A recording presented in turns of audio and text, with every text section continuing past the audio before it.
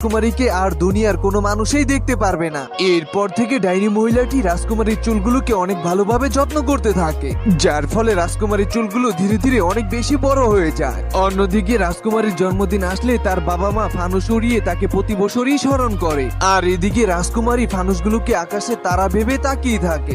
ডাইনি মহিলাটি রাজকুমারীকে এমন ভাবে যত্ন করে মনে হয় যে এটা আসলেই তার মেয়ে, কিন্তু রাজকুমারী জানেই না যে তার চুলের জন্য ডাইনি মহিলাটি তাকে এত আদর যত্ন করছে, কারণ এই চুলের আলোর জন্যই ডাইনি মহিলাটি বুড়ো থেকে জোয়ান হয়ে রয়েছে।